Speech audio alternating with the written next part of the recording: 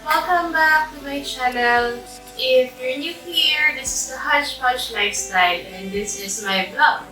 So ngayon, we're not going to be doing the usual food vlogs that I am doing for the past few videos that I've released. It's going to be a much more serious topic kasi for the past week or so, I was actually sick. So,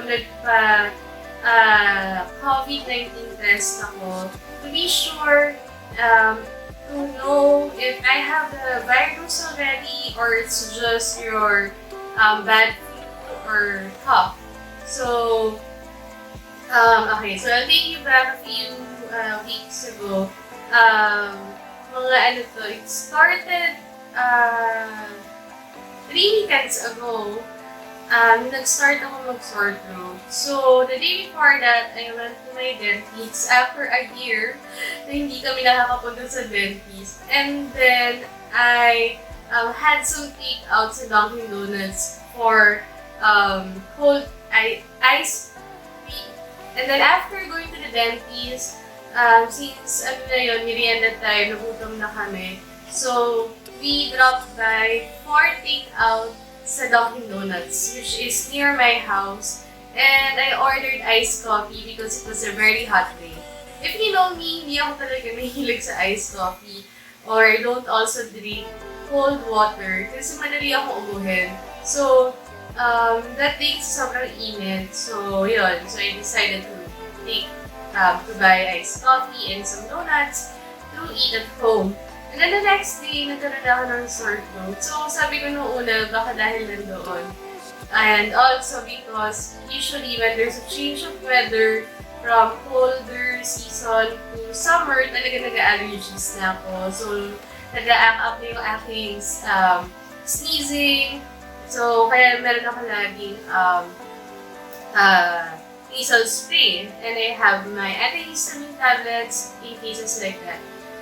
And yun, so for 2 days I had sore throat. And then the following weekdays, pumasok pa ako ng Monday thinking na it's just your common colds or flu that would go away. But no Monday na, nung I tried working, I pushed myself to work kasi nga sabi ko 2 weeks na lang, huli break na naman kami. I didn't really want to miss work. So, the headache and yung sipon ko began. So, ngayon, meron na ako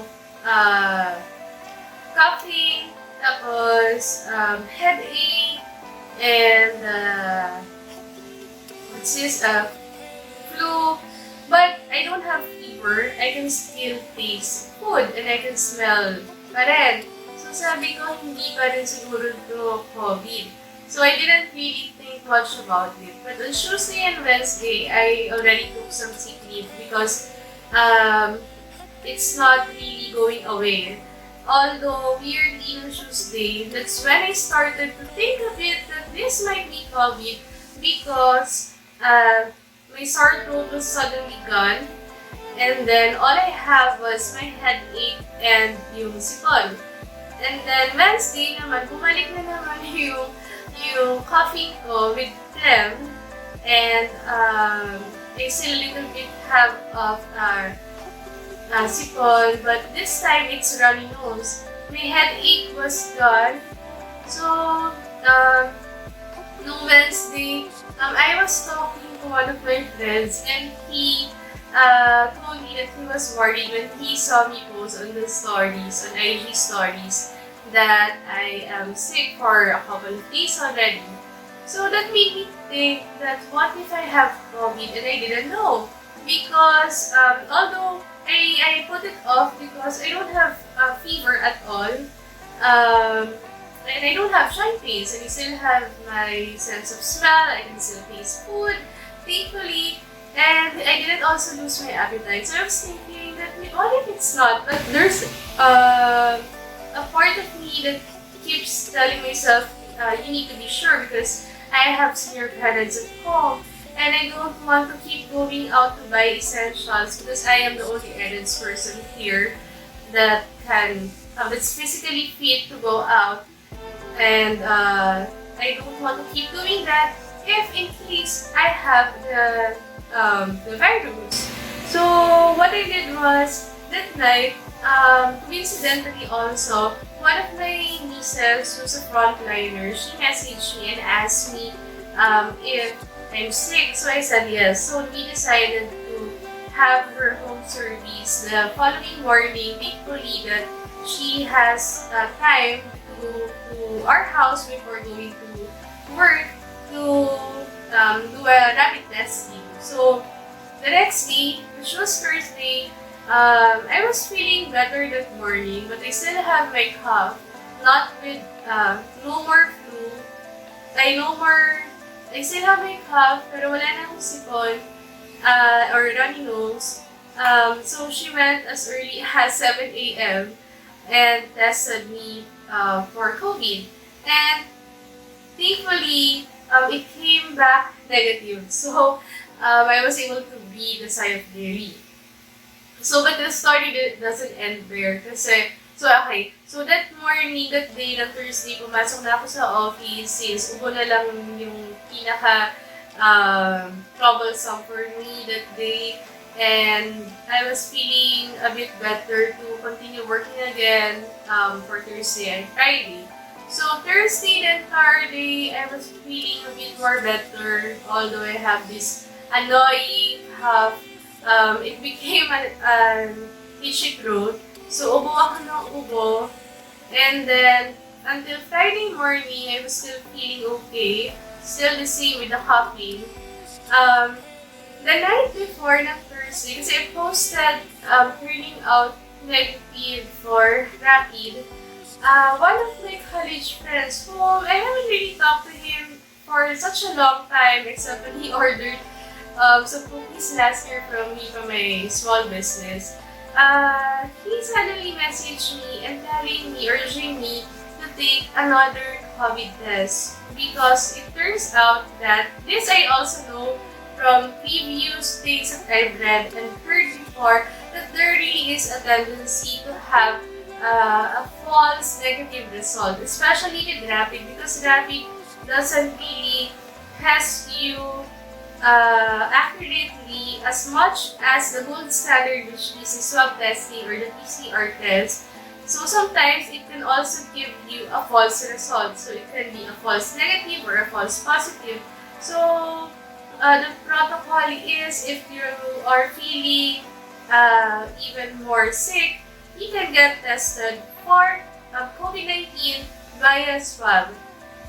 So he was telling me about that. And he was urging me to be sure na wala namang mawawala, which makes a lot of sense because we want to make sure that hindi tayo nakakakalat ng virus, especially in the cases these days, sobrang lakas nga, sobrang dami, and there are so many variants out there. It feels like 2020 is just repeating itself, so it's better to be safe than sorry, especially for us that I have seniors living at home with me, and for him, he has a baby and he has other family members living at home. So he was convincing me, and I am actually grateful that he did, because the following day on Friday afternoon, despite feeling much better weirdly in the morning, I was having this really painful episodes whenever I cough. It starts here, yung shooting pain ako dito sa upper back ko. It radiates here sa neck and travels all the way here on my arms and my hands. So, when that happens, I can't really do anything, just, it doesn't go away immediately. It comes to a point that I am having a hard time to breathe because because of the pain. So, and then, I was counting how many times it happened. It wasn't just once. It was every time I cough. I have a hacking cough that it just won't go away. Water doesn't get rid of it. Nothing does make it better or go away. So, I've been drinking ginger tea and having some lozenges, drinking lots of water. But still, none of those make it go away. So, I also have a hard time sleeping starting that night because every time I cough, I always feel that shooting pain that was so unbearable, and it's not the usual pain that you feel every time you have your normal cough. So that made me think twice of what if I have COVID. So the following morning, which was already thankfully the weekend, it's Saturday, so I have no work to think about. I spoke to my parents, and that's when we decided to call one of my cousins, who's also a frontliner, to ask for her advice. And she urged us to why not get tested, either swab or saliva test. So, since meron ng saliva test sa Philippine Red Cross, I decided to book myself and my parents for saliva testing the following day, which was Sunday, kasi I wanted to do it as early as possible para all of my schedules can be cleared out just in case I test positive. And also to make sure that I don't end up going out and not moving if I have the virus or not. And I really don't want to spread COVID to other people. So, Sunday we booked it, all the other schedules kasi it starts at 9 a.m. onwards until I think the last is around 3 p.m. All the morning sessions were already done. So, instead of being able to book the 9 a.m., which was more ideal, para at least after you wake up, hindi ka pa kumakain, you can just go there straight ahead. So, we booked the 1:20 p.m., which was the first slot after their lunch break. So, we had the booking at the Philippine Red Cross at 10 in Trinoma sa Valley Porting nila. So, doon kami nakapagpabook. So, yun.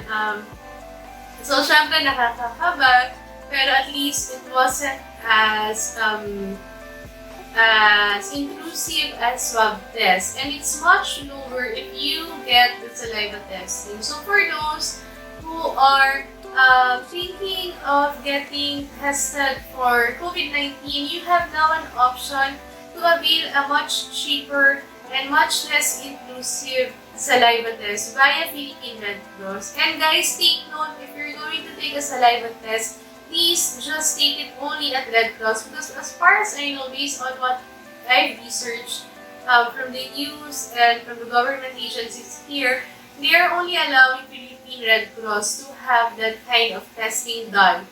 And I've seen a whole lot on Facebook na nag-offer na saliva testing for a much lower price, but please don't avail those yet kasi bago pala itong test na to, it just rolled out, I think January or February. So, mas safe pa rin kung doon kayo sa legitimate na testing center to go to. So, and then the next day, we decided to come to the area na earlier than 1:20 kasi you're required to go there ng 15 minutes or 20 minutes ahead of your schedule. Pero we were early, parang 1:45 nandun na kami. And yun yung tip ko sa inyo guys, if you are going to the saliva testing, I think it's better if you go way earlier. If you can go an hour or 30 minutes before, that's the best. Kasi it's a drive-thru, and we were so surprised that at 1:45, ang dami nang nakapila.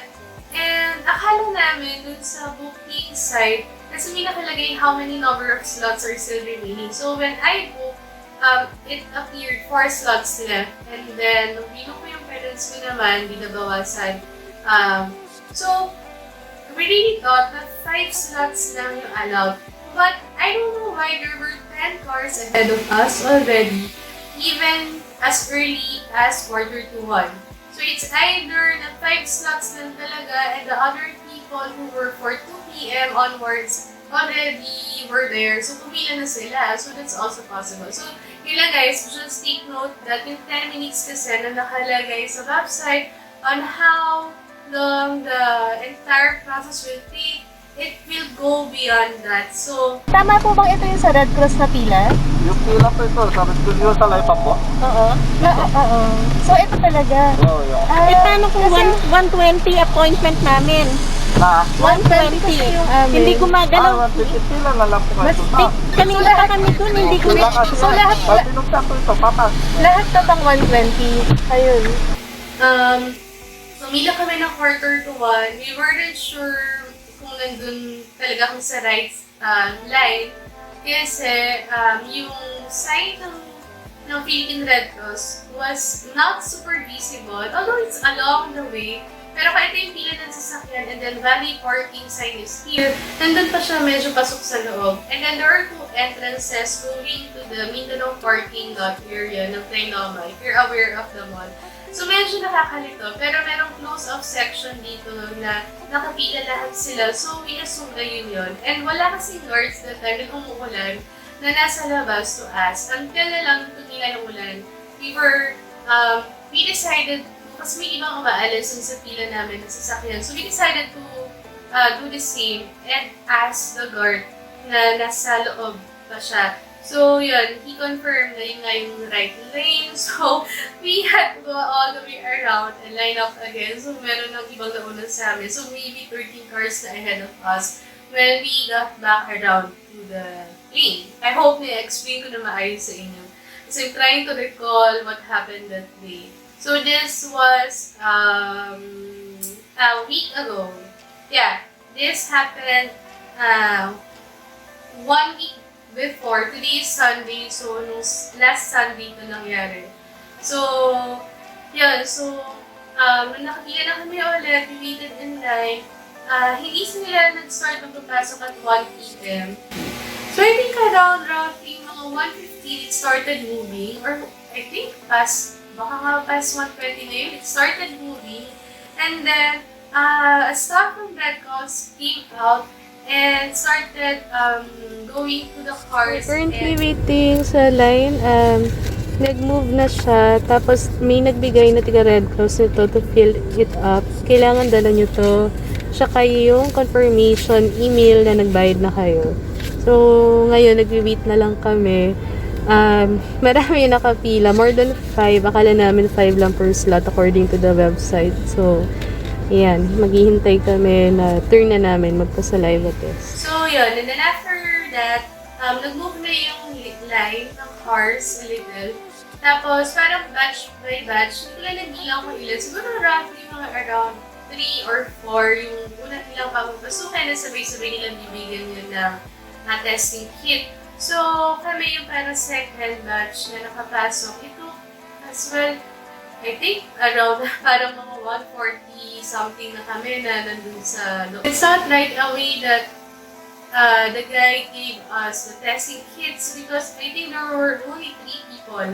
So, inaasikaso pa nila yung mga nauna sa aming vehicles kasi the thing is, kaya nagtatagal, lahat ng tao can produce saliva as fast as the others. So, merong mabilis yung sasakyan, meron yung park muna nila on the side kasi hindi pa nga magawa. So, kulang pa because the test tube is around, siguro this big. And then, akala ko una, you are supposed to fill it up kasi puno. Pero it turns out, you can fill it ng half, at least half.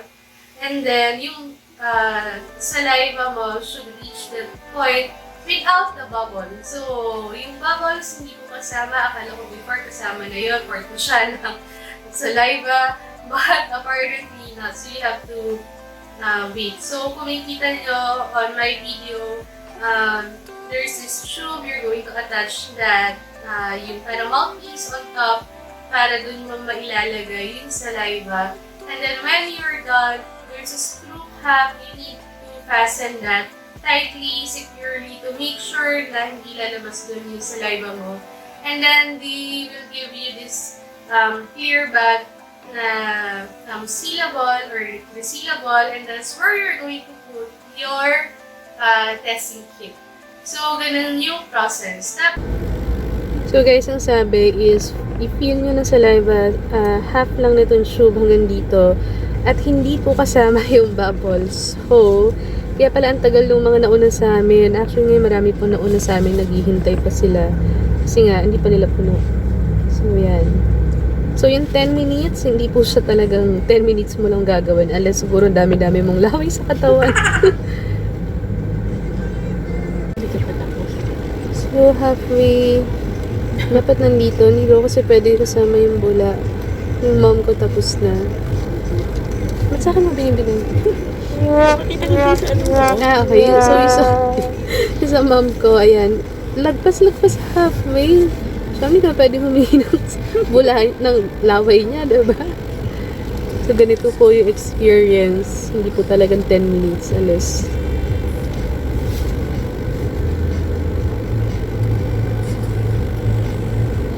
sarap. Ito na po yata yung pinaka-weirdest na klase ng medical test na pinagawa ko. Tapos once you're done, lalapitan ka nila doon sa car mo, and then you're going to throw out the mouthpiece doon sa trash can nearby, sa beer area. And then, they also going to give you nga pala barcodes, dalawang barcodes yun. One is for the testing tube na doon yung ilalagay, titik ninyo, tapos yung isa sa inyo. Tapos, after that, kung naibigay nyo na lahat dun sa Red Cross staff, you're good to go. And all you have to do now is to wait for your test after 24 hours via email, whether it has positive or negative. So, finally, natapos din po kami. Hindi ko na napakita kung gaano kadami yung nakuha. Oo nga, hindi ko na napakita sa inyo guys kasi lumapit na yung si kuya. Tapos, sabi niya, ay pinatingnan ko kasi kung pwede na yung akin. Tapos yun, pwede na naman. So, hindi na siya umalis. Ay, hindi ko na napindot yung record button habang tinatakpan ko and nilalagay ko yung barcode. So, may barcode na ini-scan nila. May ididikit mo dun sa bottle. Tapos, lalagay mo siya sa resealable plastic bag. Tapos, yung other half, yung funnel at tatawag doon, yun yung itatapon mo. So, yan. Tapos na kami. So, kung magpapasaliva test kayo, meron dito sa Trinoma, sa may VIP parking area. Valley parking pala. So, yan. So, babalitaan kayo guys kung ano magiging results by tomorrow. Kasi I think 24 hours lang siya, may resulta na. So, Through email lang. yes, through email. And I think tatawag din sila. Siguro kung positive, tatawagan ka. Siguro tulad dun sa mga swab test, diba? Kung positive, tatawagan ka. Pero kung negative, baka hindi na. So, yun. Okay, I'll see you guys tomorrow. So, what I've noticed dun sa line nung nagte-test kami, some people, bumababa sila dun sa cars nila. Kasi pag hindi kasi kayo nalapitan, siguro, yun nga, para rin ma-check enough na ba to. So, I've seen two people do this, one senior and one adult. So, if you don't have a car, I think they are accepting people walking because meron siyang waiting area on the right side, may seats doon. There were a couple of people, only lang yung mga tao na nandun waiting for their test, and then there's a tent. So, may option ka if you don't have a car, you can walk there. I have a feeling, this I'm not sure, but I don't think you can walk in, but you can have the option to book online, and then instead of bringing your car sa drive-thru, maglakad na lang kayo papunta dun sa spot kung nasaan sila. So, they also allow that.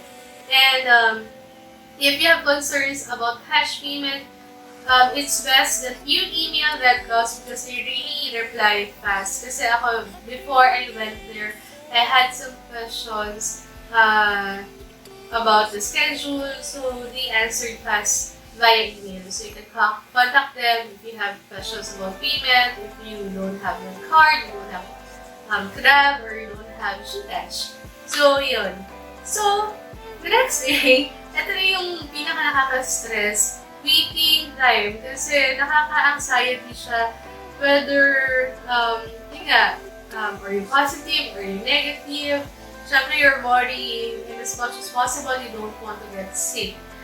So, on Monday afternoon, since yung test namin happened, parang natapos kami, I think last 3 na nga yun eh.